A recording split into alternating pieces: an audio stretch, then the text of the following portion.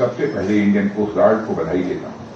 किस तरह से आपने अनपैरेलल्ड डेडिकेशन और प्रोफेशनल एक्सीलेंस का परिचय देते हुए हमारे कोस्ट की रक्षा की है, वह इनक्रेडिबल है।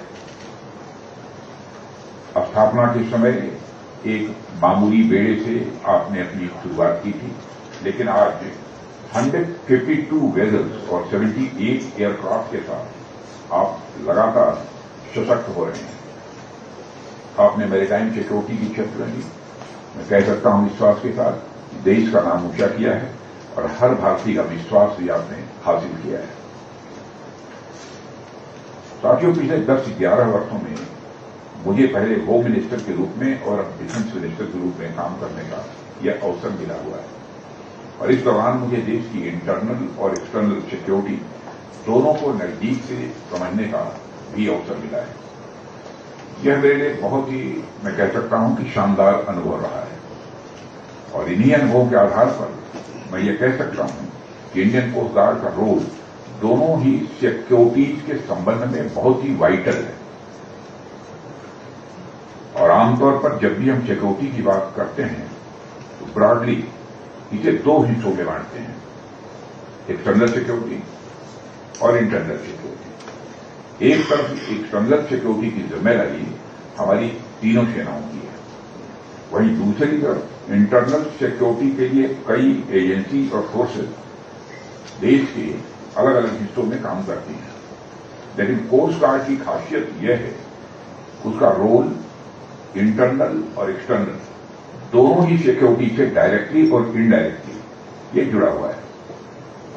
और आप जब एक्सक्लूसिव इकोनॉमिक जोन में पेट्रोलिंग करते हैं तो आपको केवल बाहरी खतरों को ही रोकना नहीं होता, बल्कि देश के अंदरूनी सुरक्षा से जुड़े हुए जो मुद्दे हैं उन मुद्दों से भी आपको निपटना होता है। यही वजह है कि कोस्ट गार्ड का दायरा बहुत ही व्यापक, और यदि मैं इसे यूनिक कहूं तो यूनिक कहना भी एग्जैजरेशन नहीं होगा। एक तरफ तो आपके काम का दायरा काफी बढ़ चुका है, तो वहीं दूसरी तरफ आपके लिए मैरीटाइम डोमेन में भी आज चुनौतियां भी मल्टी डायमेंशनल हो चुकी हैं। सिर्फ पायरेसी या इलीगल फिशिंग की बात नहीं है, अब narcotics smuggling, arms trafficking, human trafficking, illegal trade और मेरीन पोल्यूशन जैसी समस्याएं भी लगातार सामने आती रहती हैं। और इन सब से डील करने में मैं विश्वास के साथ कह सकता हूं कि कोस्ट गार्ड की भूमिका बहुत ही डिसाइसिव रहती है, बहुत ही डिसाइसिव रहती है। और चाहे साइक्लोन हो या ऑयल स्पिल हो या फिर किसी फॉरेन वेदर की इमरजेंसी, आप हर जगह समय पर पहुंचते हैं और आप जान माल की सुरक्षा भी करते हैं। आपकी जिम्मेदारियां जितनी बड़ी हैं, मैं मानता हूं उतनी ही कॉम्प्लेक्स भी है। और कभी नारकोटिक्स का कंसाइनमेंट रोकना होता है, कभी स्मगलिंग के नेटवर्क से भी आपको निपटना होता है, कभी सिविल एडमिनिस्ट्रेशन के साथ कोऑर्डिनेशन भी आपको बैठाकर चलना पड़ता है।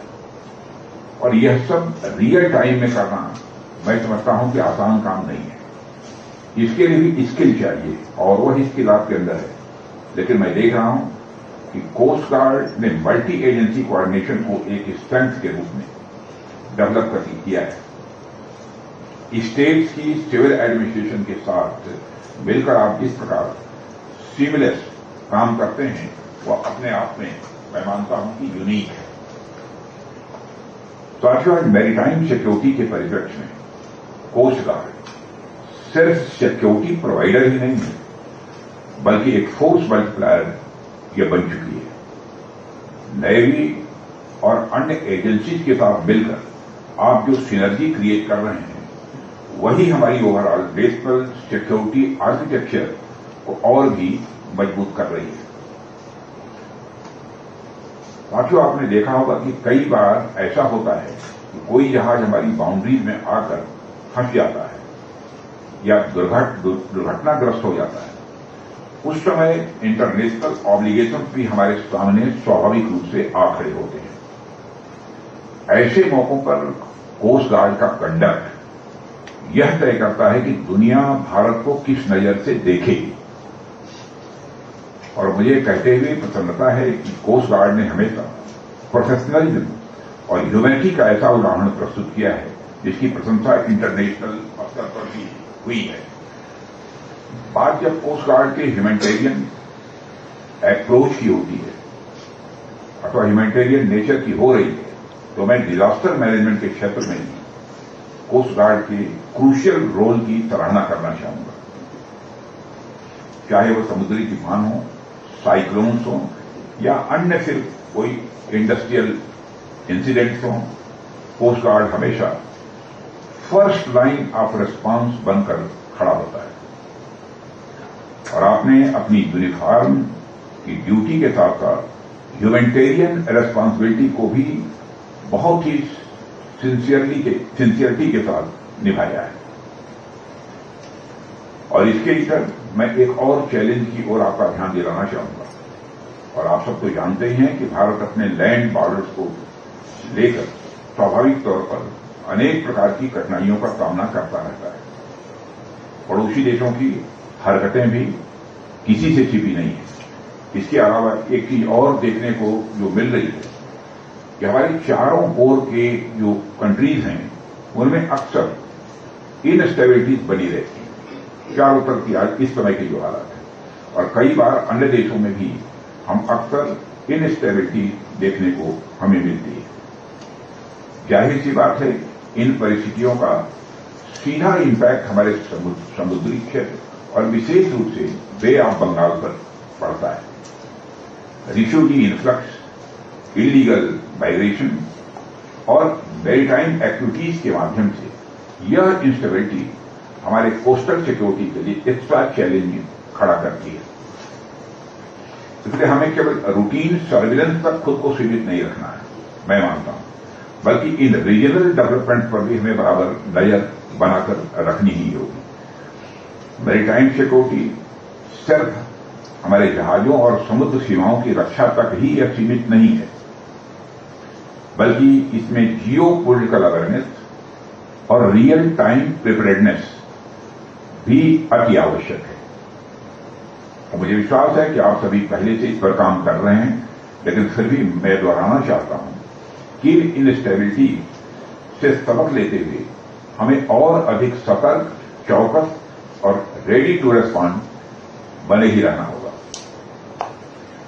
साथियों, मैं यहां एक और महत्वपूर्ण विषय पर आपका ध्यान आकर्षित करना चाहता हूं, हमारे कोस्टल बॉर्डर्स का। यह विषय इसलिए भी विशेष है क्योंकि कोस्टल बॉर्डर्स का स्वरूप लैंड बॉर्डर से पूरी तरह से अलग होता है। जब हम लैंड बॉर्डर्स की बात करते हैं तो उनका एक परमानेंट और डेफिनेट स्ट्रक्चर होता है। सीमाएं नक्शों पर स्पष्ट रूप से खींची जाती हैं। हमारी सेना और सुरक्षा बल वहां बॉर्डर फेंसिंग, चेक पोस्ट और ऑब्जर्वेशन टावर्स जैसे अस्थायी व्यवस्थाओं के माध्यम से बराबर निगरानी रखते हैं। इन सीमाओं पर खतरों का स्वरूप भी अपेक्षाकृत समझ में आने वाला होता है। दुश्मन की गतिविधियां, घुसपैठ के रास्ते या तस्करी के मार्ग, इन सब पर वर्षों के अनुभव के कारण हमारे जवानों को पहले से जानकारी भी होती है। इस कारण हमारी सेना को समय रहते योजना बनाने और उचित तैयारी करने का भी अवसर मिलता है। और यही वजह है कि लैंड बॉर्डर्स पर कई चुनौतियों को हम प्रोएक्टिवली मैनेज कर पाने में कामयाबी हासिल कर पाते हैं। लेकिन समुद्री सीमाएं बिल्कुल अलग एक कहानी है। खुले समुद्र की कोई अस्थायी या स्पष्ट रेखा नहीं होती है, हम सभी जानते हैं। लहरों का निरंतर उतार चढ़ाव का सिलसिला चलता रहता है। टाइड्स और मौसम में अचानक बदलाव, ये सब समुद्री सीमा को लगातार बदलते हुए परिदृश्य में बदल देते हैं। आप मानचित्र पर समुद्री सीमा खींच सकते हैं, लेकिन पानी पर कोई ऐसी दीवार या तारबंदी नहीं होती जो उस सीमा को अस्थायी रूप से चिन्हित कर सके। यही कारण है कि समुद्री सुरक्षा अनप्रेडिक्टेबल होती है और इसकी निगरानी कहीं अधिक जटिल होती है, कठिन होती है। साथियों, आप सब जानते ही हैं कि भारत का कोस्टल एरिया अप्रॉक्सीमेटली 7,500 किलोमीटर से भी अधिक लंबा है और यह दुनिया के सबसे बड़े तटीय विस्तारों में से एक है। इसमें न केवल मेनलैंड की सीमाएं शामिल हैं, बल्कि अंडमान निकोबार और लक्षद्वीप जैसे द्वीप समूह भी इसमें आते हैं। इतने विशाल तट में और खुले समुद्र में खतरे कुछ दृश्य भी होते हैं, कुछ अदृश्य भी होते हैं। एक तस्करी करने वाला जहाज साधारण मछली पकड़ने वाली नाव की तरह दिख सकता है। एक आतंकी, और यह बात मैं होम मिनिस्टर के रूप में गया था कोस्ट गार्ड के लोगों के एक कार्यक्रम में, उस समय लोगों ने मुझे बतलाई थी और वहां प्रेजेंटेशन भी किया था। एक आतंकी समूह इंटरनेशनल वाटर्स का फायदा उठाकर भारतीय सीमा के करीब तक भी वह आ सकता है। इसके अलावा वह आ सकता है। इसके अलावा समुद्र में smuggling, piracy, illegal fishing, human trafficking और मैरीटाइम टेररिज्म, यह सब एक साथ चल सकता है।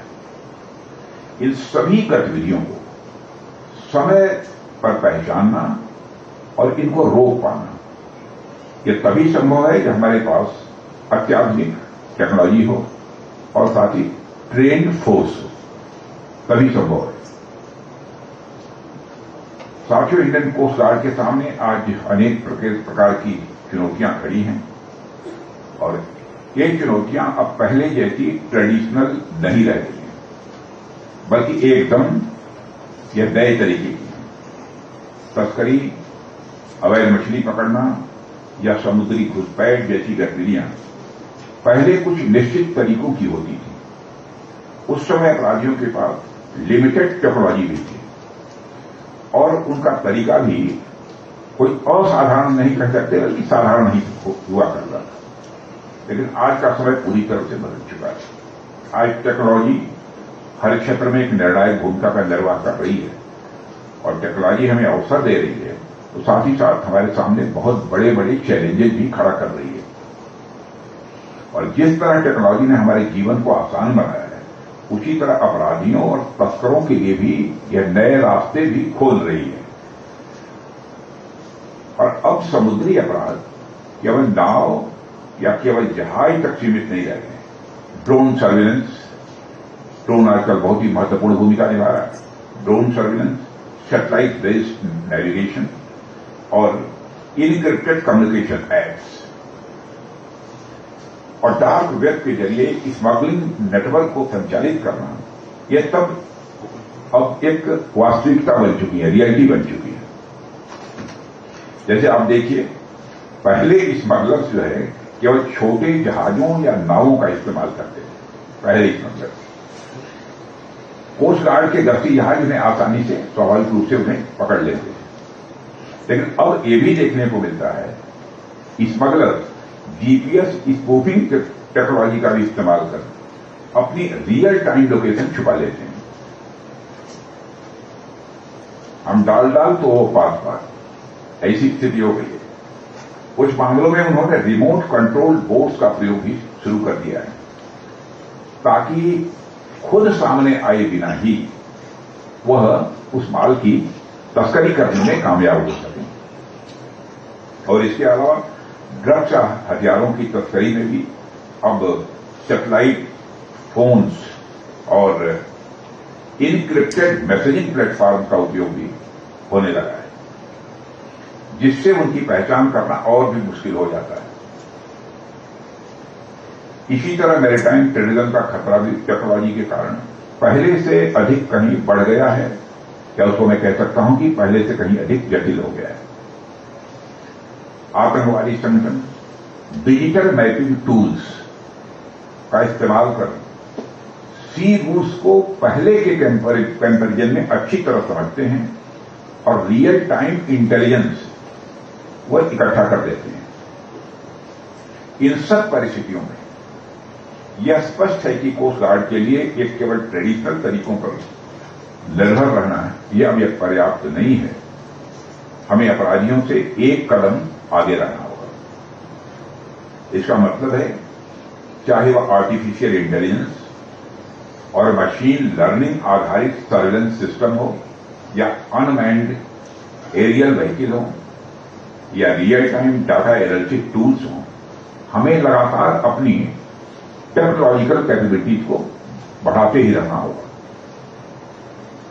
और साथियों, मुझे देखकर खुशी है कि हमारे कोस्ट गार्ड के अधिकारी और जवान इन चैलेंजेस को केवल पहचान ही नहीं रहे, केवल इन चैलेंजेस को आइडेंटिफाई ही नहीं किया है, बल्कि प्रोएक्टिव तरीके से इसका समाधान क्या हो सकता है, वह समाधान को भी उन्होंने निकाला है, समाधान को विकसित किया है। और आप लोग सिर्फ नए उपकरण ही नहीं अपना रहे हैं, बल्कि अपने ट्रेनिंग, कोऑर्डिनेशन और इंटेलिजेंस गैदरिंग मेथड्स को भी लगातार अपडेट कर रहे हैं, और यह सिलसिला निरंतर आगे भी चलते रहना चाहिए, यह रुकना नहीं चाहिए। तो मैं मानता हूं कि यही वह स्पिरिट है जो आने वाले समय में भारत को समुद्री सुरक्षा के क्षेत्र में पहले के कंपैरिजन में ज्यादा मजबूत बनाएगी। आगे भी और नए तरीके के भी चैलेंजेस हो सकते हैं, तो उनके लिए भी जो चैलेंजेस आएंगे उनका समाधान बराबर हम लोगों ने निकाला है, भविष्य में भी निकालेंगे। साथियों, समुद्री सुरक्षा को लेकर हमारी मजबूती इसलिए आवश्यक है क्योंकि आज के दौर में युद्ध और सुरक्षा के स्वरूप तेजी से बदल रहे हैं। कभी यह माना जाता था कि युद्ध 15 दिन चलेगा, 20 दिन चलेगा, महीना भर चलेगा, ज्यादा से ज्यादा इतना ही चलेगा। कभी यह माना जाता था कि युद्ध महीनों तक चलेगा, और फिर यह कहा जाने लगा कि युद्ध दिन प्रतिदिन के हिसाब से लड़े जाएंगे। आज स्थिति यह है कि एक एक घंटा और कभी कभी एक एक सेकंड भी यह अपने में निर्णायक बन जाता है। टेक्नोलॉजी ने सिक्योरिटी के कंसेप्ट को यदि मैं कहूं कि पूरी तरह से बदल दिया है, तो यह कहना भी अतिशयोक्तिपूर्ण नहीं होगा। Satellite, sensors, drones, AI based surveillance, इन सब ने युद्ध और रक्षा की पारंपरिक शैली को पूरी तरह से बदल डाला है। ऐसे में हमारे सामने सबसे बड़ा प्रश्न यह है कि हम कोस्ट गार्ड को कैसे एक नई टेक्नोलॉजी के साथ इंटीग्रेट करें। पर मैं जानता हूं आप लोगों ने कुछ किया भी है, और एक रक्षा मंत्री होने के नाते मैं आप सबके सामने ये बात रखना चाहता हूं कि मित्रों, हमें यह समझना होगा कि इलेक्ट्रॉनिक वारफेयर अब केवल कल्पना की बात नहीं है, अब यह ग्राउंड रियलिटी भी बन चुकी है। आज कोई भी देश सीधे मिसाइल या हथियार से हमला न करके साइबर अटैक, हैकिंग या इलेक्ट्रॉनिक जैमिंग से हमारी सुरक्षा प्रणाली को निष्क्रिय करने की वो अपनी तरफ से कोशिश करता है या कर सकता है। इसलिए इंडियन कोस्ट गार्ड को इलेक्ट्रॉनिक और साइबर वारफेयर से बचाव के लिए नई ट्रेनिंग और नए इक्विपमेंट के बारे में भी विचार करते रहना चाहिए, और साथ ही हमें ऑटोमेटेड सर्विलेंस सिस्टम पर और भी जोर देने की आवश्यकता है। समुद्र इतना बड़ा है कि हर जगह ह्यूमन सर्विलेंस किसी भी सूरत में चाहें भी आप तो संभव नहीं है। इसलिए सैटेलाइट, आर्टिफिशियल इंटेलिजेंस और मशीन लर्निंग से लैस सर्विलेंस सिस्टम्स, स्मार्ट राडार्स और ड्रोन्स का नेटवर्क कोस्टल सिक्योरिटी में मैं मानता हूं कि यह बेहद उपयोगी हो सकता है,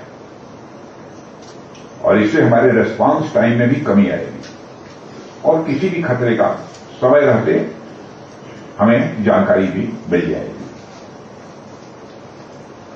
साथियों, आज के दौर में इंटेलिजेंस और सर्विलेंस सिस्टम को इतना तेज और एडवांस होना चाहिए कि सेकेंड्स में रेस्पॉन्स दिया जा सके, और इसलिए मैं कहता हूं कि ऑटोमेटेड रेस्पॉन्स सिस्टम अब लग्जरी नहीं बल्कि ये हमारी अब आवश्यकता बन चुकी है। और मुझे जानकर खुशी होती है कि हमारी समुद्री सीमाओं की सुरक्षा के लिए आपके द्वारा कई ठोस कदम उठाए जा रहे हैं। लेकिन मैं यह भी कहना चाहूंगा कि यह कोई वन टाइम प्रोसेस नहीं है। सर्विलेंस सिस्टम्स, इक्विपमेंट्स और प्लेटफॉर्म्स को हमें लगातार अपग्रेड करते रहना होगा, क्योंकि चैलेंजेस डायनेमिक हैं, स्टैटिक नहीं है। और यह बात मैं केवल कोस्ट गार्ड के लिए कह रहा हूं, ऐसा नहीं है। यह पूरे नेशनल सिक्योरिटी और आर्किटेक्चर का हिस्सा होना चाहिए, और इस चीज को लोग समझ रहे हैं, कर भी रहे हैं इस दिशा में काम। लेकिन खासकर कोस्ट गार्ड की भूमिका इसलिए क्रिटिकल है क्योंकि हमारे तट न केवल हमारी सुरक्षा बल्कि हमारी इकोनॉमी से भी ये जुड़े हुए हैं। हमारे पोर्ट्स, हमारी शिपिंग लेन्स, हमारा ऑयल और गैस इंफ्रास्ट्रक्चर सब कुछ समुद्र के सहारे है। अब आप सोचिए कि अगर कोई साइबर अटैक करके शिपिंग लेन को डिसरप्ट कर दे तो उसका प्रभाव केवल सुरक्षा तक सीमित नहीं रहेगा बल्कि हमारी इकोनॉमी पर भी पड़ेगा। इसलिए हमें नेशनल सिक्योरिटी और इकोनॉमिक सिक्योरिटी दोनों को एक ही फ्रेमवर्क में देखना होगा, अलग अलग करके इसको नहीं देख सकते। सिक्योरिटी के इन नए फैक्टर से निपटने के लिए कांस्टेंट अपग्रेडेशन पर हम सबको ध्यान देने की जरूरत है। साथियों, कोस्ट गार्ड को ट्रेनिंग, इक्विपमेंट और स्ट्रेटजी तीनों स्तर पर लगातार इवॉल्व करते रहना होगा। और इसमें खासकर मैं समझता हूं कि सरकार का जहां तक प्रश्न है, आपने बताया कि जो कुछ भी आपने चाहा है डिफेंस सेक्रेटरी ने आपको दिया है, और आगे भी जो भी जरूरत होगी देंगे। क्यों देंगे, उसमें कमी नहीं होगी। लेकिन सरकार के साथ ही आपको भी हमेशा यह देखना होगा कि कौन सी नई समस्याएं सामने आ सकती हैं, और उन्हें न्यूट्रलाइज करने के लिए पहले से ही हम सबको मिलकर तैयारी करनी ही होगी। इसलिए मैं आप सभी से आग्रह करूंगा कि आप एक फॉरवर्ड लुकिंग और फ्यूचरिस्टिक रोड मैप भी अपना तैयार रखें। और ये जो रोड मैप होता है फॉरवर्ड लुकिंग और फ्यूचरिस्टिक, मैं समझता हूं कि समय समय पर हर महीने, 2 महीने, 4 महीने पीछे अपडेट भी करते रहना होता हो।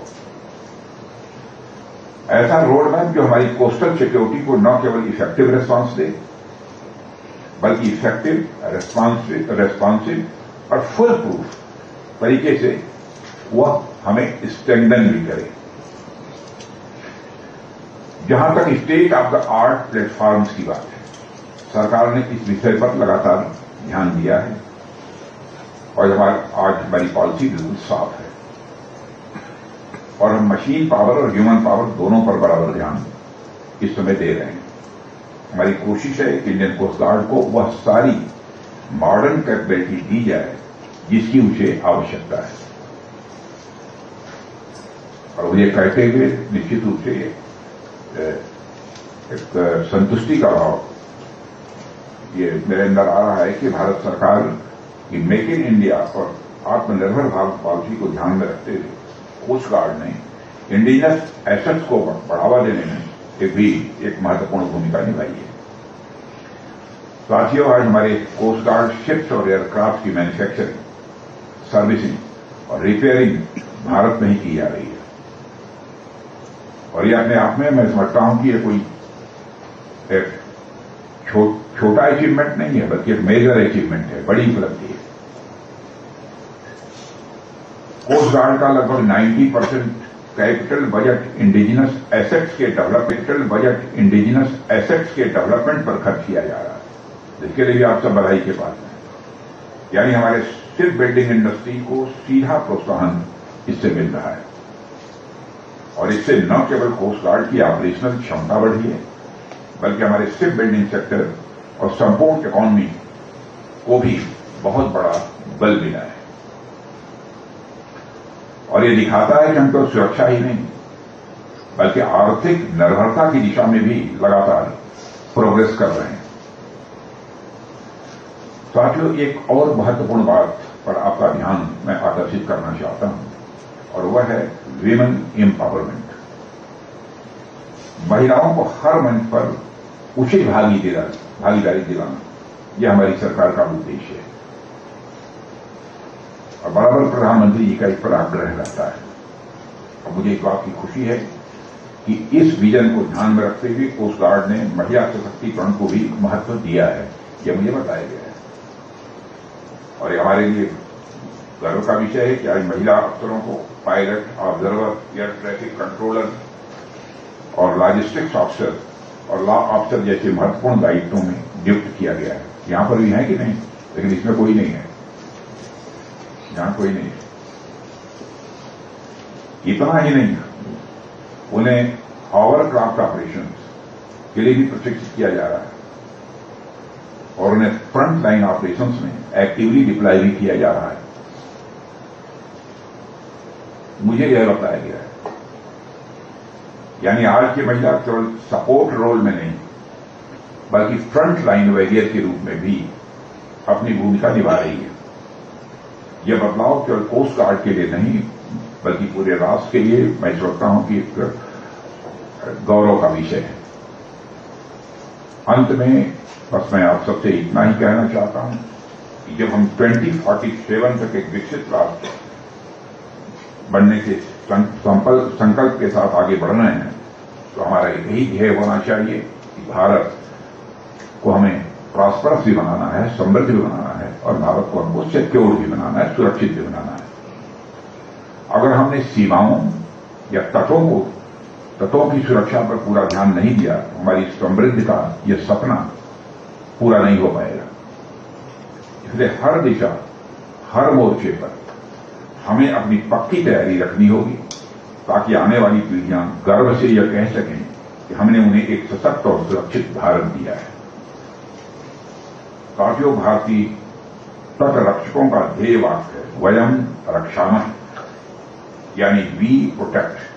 और यह केवल एक शब्द नहीं बल्कि मैं समझता हूं यह एक भाव है और भाव के साथ साथ यह एक प्रतिज्ञा भी है जो हर तट रक्षक के हृदय में बसी हुई है। और यही प्रतिज्ञा हमें 2047 तक भारत को एक विकसित भारत की ओर और आत्मनिर्भर भारत की ओर ले जाएगी। मुझे विश्वास है कि आपके साहस और समर्पण से यह स्वप्न निश्चित रूप से साकार होगा। इसी के साथ मैं आप सबको अपनी शुभकामनाएं देते हुए अपना निवेदन समाप्त करता हूं।